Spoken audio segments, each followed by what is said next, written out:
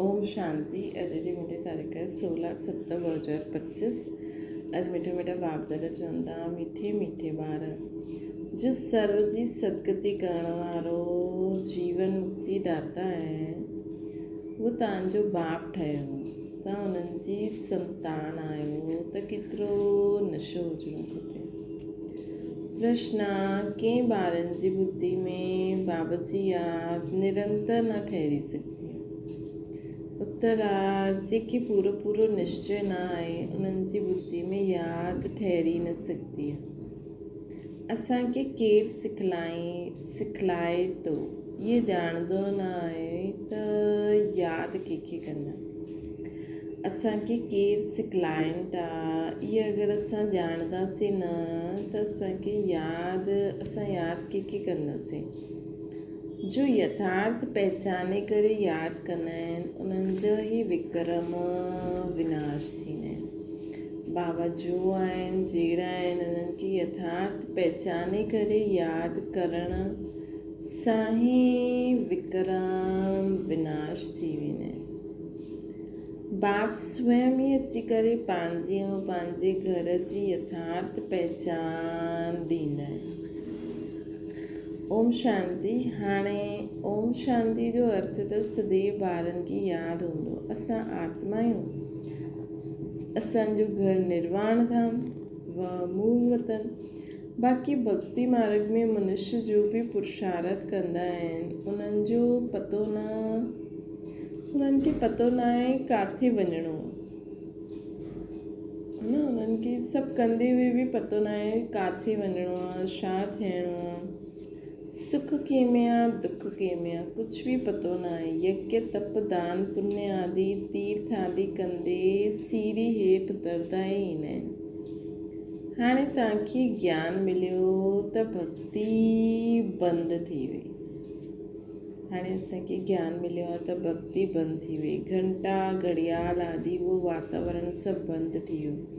नई दुनिया पुरानी दुनिया में फ़र्क़ु त आहे न। नई दुनिया ऐं पावन दुनिया। तव्हां ॿारनि जी बुद्धि में आहे सुखधाम खे स्वर्ग, दुखधाम खे नर्क चइबो आहे।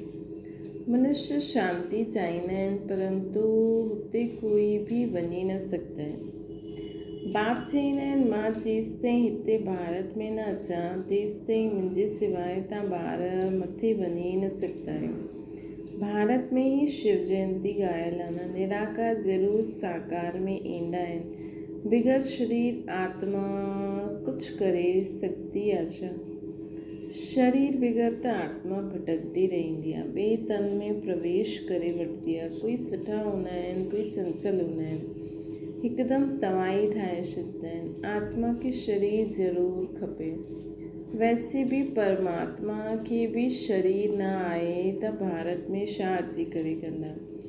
भारत ई अविनाशी खंड आहे न। सतयुग में हिकु भारत खंड हुयो, ॿिया सभु खंड विनाश थी वेंदा। ॻाईंदा बि आहिनि न, आदि सनातन देवी देवता धर्म हुयो। ये माण्हू पोइ आदि सनातन हिंदू धर्म चई छॾींदा आहिनि। वास्तव में शुरू में कोई हिंदू न आहे, देवी देवता हुया। यूरोप में रहण वारा पंहिंजे खे क्रिश्चन चईंदा आहिनि, है न। यूरोप में रहण वारा पंहिंजे खे क्रिश्चन चईंदा आहिनि, यूरोपियन धर्म थोरी चईंदा। ये हिंदुस्तान में रहण वारा हिंदू धर्म चई ॾींदा आहिनि। जो दैवी धर्म श्रेष्ठ हुया उहे ई 84 जन्मनि में ईंदा आहिनि। पोइ धर्म भ्रष्ट थी वेंदा आहिनि। देवता धर्म जा जो हूंदा उहे ई हिते ईंदा। अगरि निश्चय न आहे त सम्झो हिन धर्म जो न आहे। भले हिते वेठा हूंदा त बि उन्हनि जी सम्झ में न ईंदो। हुते कोई प्रजा में कम पद पाइण वारो हूंदो, है न। चाहींदा आहिनि सभु सुख शांति, उहो त थींदो आहे सतयुग में। सभु त सुखधाम में वञी न सघंदा न। सभु धर्म पंहिंजे पंहिंजे समय ते ईंदा आहिनि। अनेक धर्म आहिनि न। झाड़ वृद्धि खे पाईंदो रहंदो आहे। मूल थूर हा देवी देवता धर्म, पोइ 3 ट्यूबियूं निकिरंदियूं आहिनि। स्वर्ग में त इहे थी न सघे न, है न। द्वापर खां वठी करे नया धर्म निकिरंदा आहिनि। इन्हनि जी वैराइटी, इन्हनि खे वैराइटी ह्यूमन ट्री चइबो आहे। विराट रूप अलॻि अलॻि आहिनि। ये विराट धर्मनि जो झाड़ आहे। क़िस्म क़िस्म जा मनुष्य आहिनि। तव्हां ॼाणंदा आहियो केतिरा धर्म आहिनि। सत्यगादी में त असांजो हिकु धर्म ई हूंदो, हुन में थोरा ई माण्हू हूंदा। नई दुनिया हुई। ॿाहिरां वारा बि ॼाणंदा आहिनि भारत ई पहिरियों बहिश्त, प्राचीन बहिश्त हुयो। ॾाढो साहूकार हुयो। इन करे भारत खे ॾाढो मान मिलंदो आहे। कोई साहूकार कोई ग़रीब ठहींदो आहे त हुन ते तरस खाईंदा आहिनि, वीचारा भारत छा ठही वियो। कोई साहूकार ग़रीब ठहींदो आहे त माण्हू उन्हनि ते तरस खाईंदा आहिनि कि वीचारनि जो छा हाल थी वियो। इहे बि ड्रामा में पार्ट आहे। चईंदा बि आहिनि सभिनि खां जास्ती रहम दिल ईश्वरी आहे ऐं ईंदा बि भारत में ई आहिनि। ग़रीबनि ते ज़रूरु साहूकार रहम कंदा न। बाबा आहे बेहद जो साहूकार, ऊच ते ऊच ठाहिण वारो। तव्हां कंहिंजा ॿार ठहिया आहियो त उहो नशो हुजिणो खपे। परम पिता परमात्मा शिव जी असां संतान आहियूं, जेके अविनाशी मुक्तिदाता सदगतिदाता चइबो आहे। जीवन मुक्ति पहिरियों सतयुग में हूंदी आहे, है ना। जीवन मुक्ति पहिरियों सतयुग में हूंदी। हिते त आहे जीवन बंदि। भक्ति मार्ग में पुकारंदा आहिनि बाबा बंधन सां छुड़ायो। हाणे तव्हां पुकारे न सघंदा आहियो। तव्हां ॼाणंदा आहियो बाबा जो ज्ञान जो सागर आहे। उहो ई वर्ल्ड जी हिस्ट्री जोग्राफी जो सार असांखे सम्झाइनि था। हाणे बाबा असांखे पूरे वर्ल्ड जी हिस्ट्री जोग्राफी जो सार सम्झाइनि था। केॾी वॾी दुनिया आहे। ये दुनिया में पहिरियों धर्म कीअं हुयो, छा हुयो, सभु बाबा सम्झाइनि था न। पूरे वर्ल्ड जी हिस्ट्री जोग्राफी जो सार बाबा सम्झाइनि था। नॉलेजफुल आहे न। इहे त ख़ुदि चईंदा आहिनि मां भॻवान न आहियां। ब्रह्मा बाबा तव्हांखे त देह सां न्यारो देही अभिमानी ठहिणो आहे। सॼी दुनिया खे पंहिंजे शरीर खे बि भुलिजणो आहे। इहो भॻवान आहे न। इनखे चइबो आहे बाप दादा। बाप आहे ऊच ते ऊच। इहे पतित पुराणो तन आहे न बाबा जो। बाबा आहिनि ऊच ते ऊच।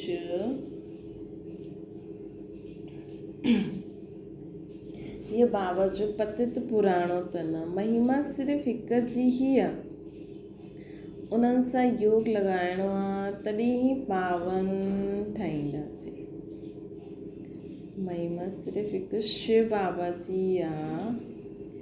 शिव बाबा सां गॾु योग लॻाईंदासीं तॾहिं असां पावन ठहींदासीं। त बाबा चवनि था इहे भॻवान न आहे, इन्हनि खे बाप दादा चइबो आहे। बाप ऊच ते ऊच इहो पुराणो तन आहे। महिमा सिर्फ़ु हिकु जी आहे। योग लॻाइणो उन्हनि सां आहे तॾहिं पावन ठहींदासीं, न त कॾहिं बि पावन न ठही सघंदासीं। ऐं पिछाड़ी जा हिसाब किताब चुकतू करे पोइ सजायूं खाई हली हलंदासीं। भक्ति मार्ग में हम सो हम जो मंत्र ॿुधंदा आया आहिनि। असां आत्मा सो परम पिता परमात्मा सो असां आत्मा। ये रॉन्ग मंत्र परमात्मा सां बेमुख करण वारो। बाप चईंदा आहिनि ॿार परमात्मा सो असां आत्मा चइणु बिल्कुलु रॉन्ग आहे। छो जी बाबा त एवर प्योर आहिनि। असां अगरि बाबा जहिड़ा प्योर ठही बि हुयासीं त बि असां भॻवान थोरी थींदासीं। असांखे त हेठि अची पोइ डिग्री कमु थियणी आहे न।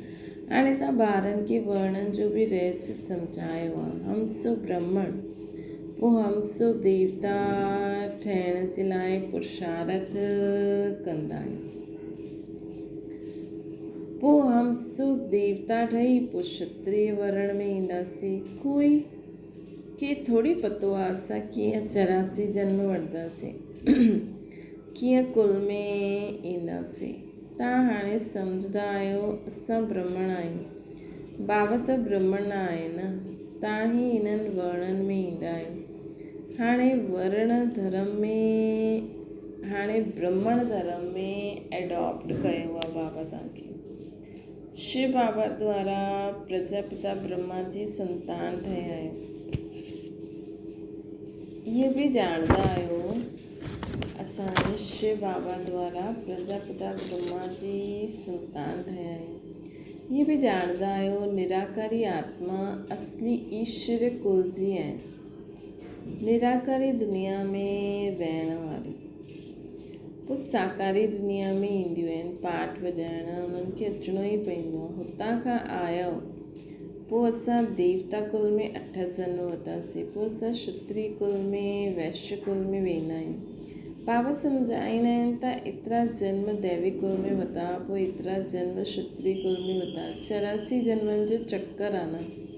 तव्हांजे बग़ैर इहे ज्ञान कोई खे मिली न सघे। जो हिन धर्म जा हूंदा उहो ई ईंदा ऐं उन्हनि खे सम्झ में ईंदो। कोई हिन धर्म जो न बि हूंदो, ॿुधंदो त उनखे सम्झ में ई न ईंदो। जे बि कहिड़ो वंडर आहे न, सॼी बुद्धि रूपी वर्तन ई ओतिरो आहे हुन में त द्वापर कलयुग जी ॻाल्हियूं वेहणियूं आहिनि। या क्षत्रिय कुल जो हूंदो त हुनखे देवता कुल जी ॻाल्हियूं सम्झ में ई न हूंदियूं। सूर्यवंशी घराने जी राजधानी स्थापना थिए थी, कोई राजा रानी, कोई महाराजा महारानी,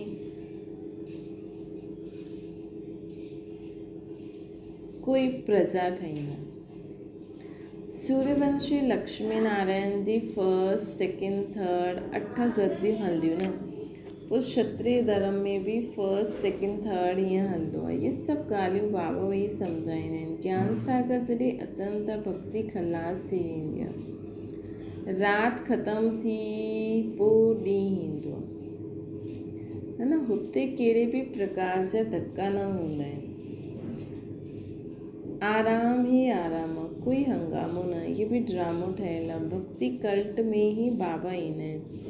सभिनि खे वापसि ज़रूरु वञिणो आहे, पोइ नंबरवार उतरंदा ईंदा है न। सभिनि खे वापसि ज़रूरु वञिणो आहे, पोइ नंबरवार उतरंदा ईंदा। क्राइस्ट ईंदो, पोइ उन्हनि जे धर्म वारा ईंदा रहंदा। हाणे ॾिसो केतिरा क्रिश्चन आहिनि न। क्राइस्ट थी वियो क्रिश्चन धर्म जो बीज। हिन देवी देवता धर्म जो बीज आहे परमपिता परमात्मा शिव बाबा। तव्हांजो धर्म स्थापना कंदा आहिनि परमपिता परमात्मा। तव्हांखे ब्राह्मण धर्म में कंहिं लाहियो? बाबा एडॉप्ट कयईं त उन्हनि सां नंढो ब्राह्मण धर्म थी वियो न। ब्राह्मणनि जी चोटी ॻायल आहे, इहा आहे निशानी चोटी। पोइ हेठि अचो त शरीर वधंदो रहंदो है न। चोटी नंढी, पोइ हेठि अचो त शरीर वधंदो रहंदो। इहे सभु ॻाल्हियूं बाबा वेई सम्झाईंदा आहिनि। इहे सभु ॻाल्हियूं बाबा वेई सम्झाईंदा आहिनि। जो बाबा कल्याणकारी आहे उहो ई अची करे भारत जो कल्याण कंदा आहिनि। सभिनि खां अधिक कल्याण त तव्हां ॿारनि जो ई थींदो आहे। तव्हां छा खां छा ठही वेंदा आहियो। तव्हां अमरलोक जा मालिक ठही वेंदा आहियो न। हाणे तव्हां काम ते जीत पाईंदा आहियो है न। हाणे तव्हां काम विकार ते जीत पाईंदा आहियो। हुते कॾहिं अकाले मृत्यु न थींदी आहे। मरण जी ॻाल्हि न आहे। बाक़ी चोलो त बदिलंदासीं न। जीअं सर्प हिकु खाल उतारे बि वठंदो आहे, हिते बि तव्हां हिकु खाल पुराणी छॾे करे पोइ नई दुनिया में नई खाल वठंदव। सत्य खे चइबो आहे गार्डन ऑफ फ्लावर्स। सत्य खे चइबो आहे गार्डन ऑफ फ्लावर्स। मतिलबु हुते मनुष्य आत्माउनि में बि गुणनि जी ख़ुशबू हूंदियूं। शरीर बि सभिनि जा तंदुरुस्त हूंदा। कॾहिं कोई कुवचन उते निकिरंदो न आहे। हिते त आहे ई कुसंग, माया जो संग आहे न। इन करे हिन जो नाम ई आहे रौरव नर्क। जॻह पुराणी थींदी आहे त म्यूनिसिपालिटी वारा पहिरों खां ई ख़ाली कराए ॾींदा आहिनि। बाबा बि चईंदा आहिनि की पुराणी दुनिया थींदी आहे तॾहिं मां ईंदो आहियां, है न, तॾहिं मां ईंदो आहियां। तव्हां सभिनि खे हाणे वरी नई दुनिया ठाहे करे पोइ हुते तव्हां अचिजो पाठ ॿुधाइण।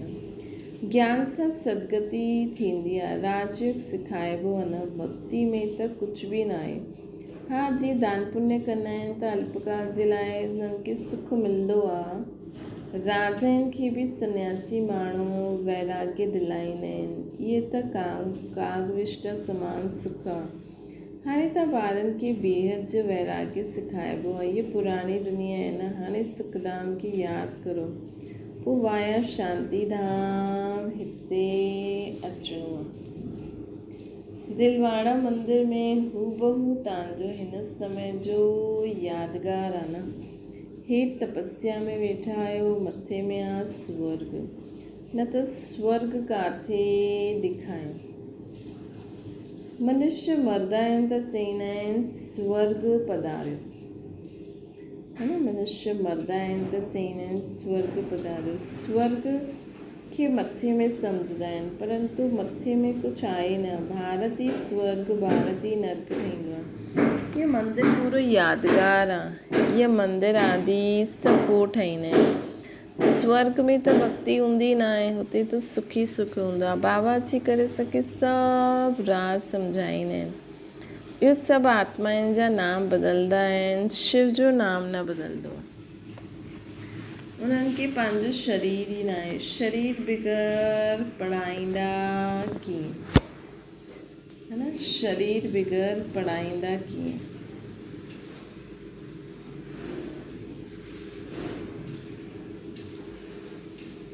प्रेरणा जी त कोई ॻाल्हि ई न आहे न। प्रेरणा जो अर्थ आहे वीचार। ईअं न मथे में प्रेरणा करण ऐं पहुची वेंदा, इन में प्रेरणा जी कोई ॻाल्हि न आहे। जीअं ॿारनि खे बाबा जी पूरी पहचान न आहे, पूरो निश्चय न आहे, उन्हनि जी बुद्धि इहे में यादि ठहिरंदी ई न। उन्हनि खे केरु सिखलाए, असांखे केरु सिखलाए त उहो ॼाणंदा ई न त यादि कंहिंखे कंदा।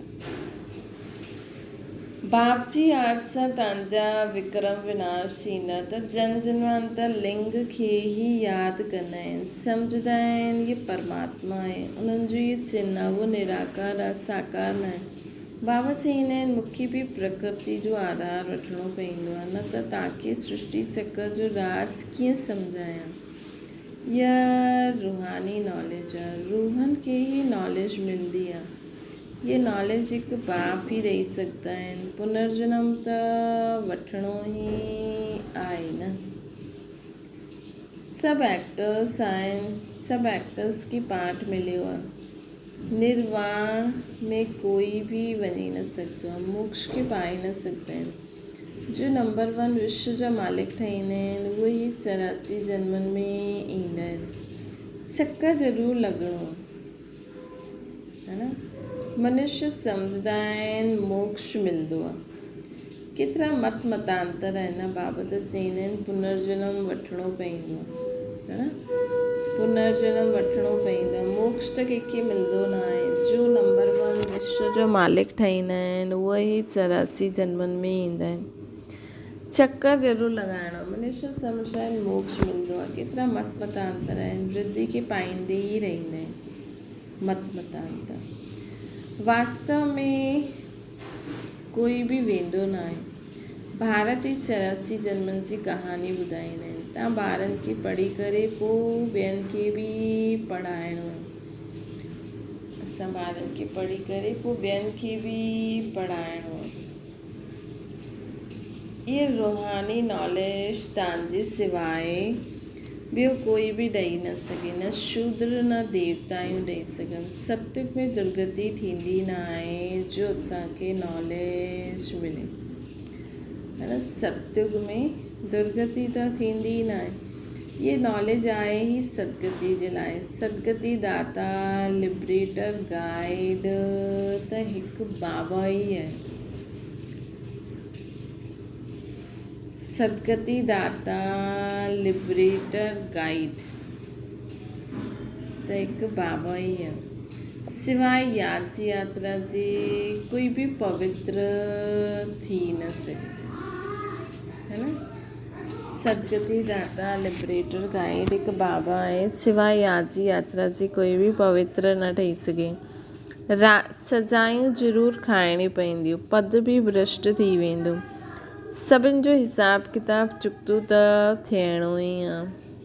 तव्हांखे तव्हांजी ई ॻाल्हि सम्झाईंदा आहिनि। ॿिया धर्मनि में वञण जी छा पई। भारतवासियुनि खे इहा नॉलेज मिलंदी आहे। बाबा बि भारत में ई ईंदा आहिनि। मां ई अची करे 3 धर्म स्थापना कंदो। ब्राह्मण, देवता, क्षत्रिय। हाणे तव्हांखे शूद्र धर्म सां कढी मां ऊच कुल में लाहियो आहे।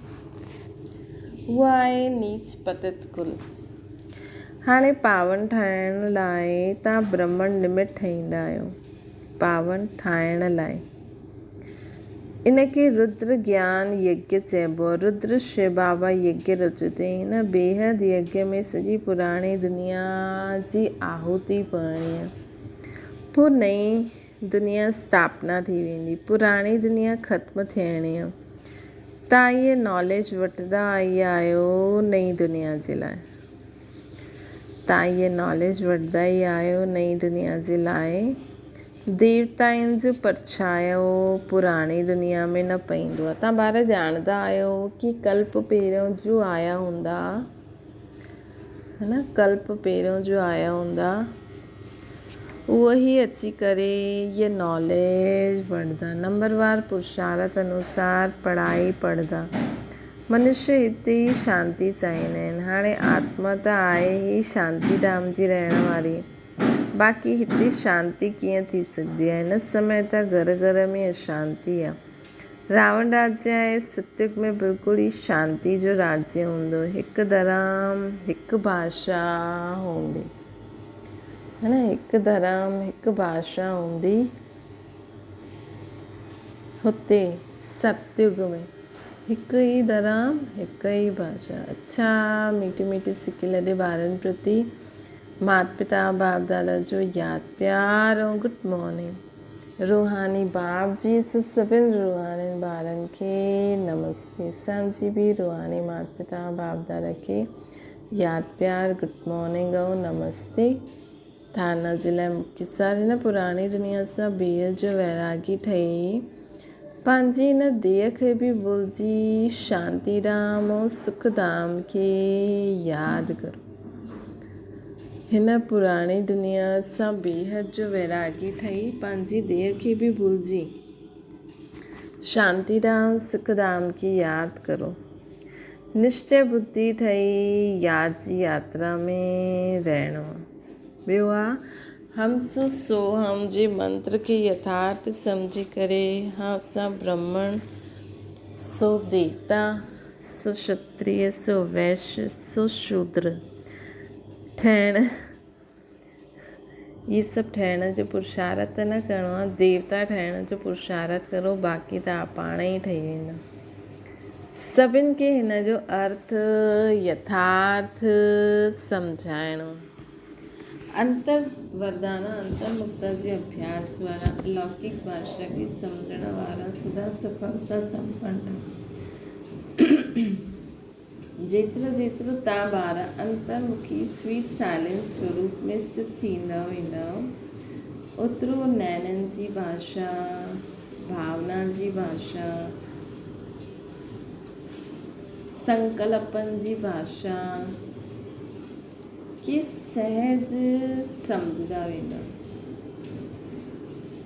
नैननि जी भाषा, भावना जी भाषा, संकल्प जी भाषा खे सहज सम्झंदा वेंदा। ये 3 प्रकार जी भाषा रूहानी योगी जी जीवन आहे। ये अलौकिक भाषाऊं ॾाढी शक्तिशाली आहिनि। नैननि जी भाषा, भावना जी भाषा ऐं संकल्प जी भाषा। समय प्रमाण इन टिनी भाषाउनि द्वारा ई सहज सफलता प्राप्त थींदी। हिन करे हाणे रूहानी भाषा जे अभ्यासी ठहो। नैन, भावना ऐं संकल्प। स्लोगन आहे तव्हां एतिरा हल्का थी वञो जो बाप तव्हांखे पंहिंजी पलकनि में विहारे करे वठी वञे। अव्यक्त इशारो वर्तमान समय विश्व कल्याण करण जो सही साधना पंहिंजे श्रेष्ठ संकल्प जी एकाग्रता। हिन सां ई सर्व आत्माउनि खे भटकदी हुई बुद्धि खे एकाग्र करे सघंदा। विश्व जी सर्व आत्मायूं विशेष ये ही चाहना रखदियूं आहिनि कि भटकी हुई बुद्धि एकाग्र थी वञे व मन चंचलता सां एकाग्र थी वञे। हिन करे एकाग्रता अर्थात सदा हिकु बाप ॿियो न कोई। हिन स्मृति सां हिकु स्थिति में स्थित थियण जो विशेष अभ्यास करो।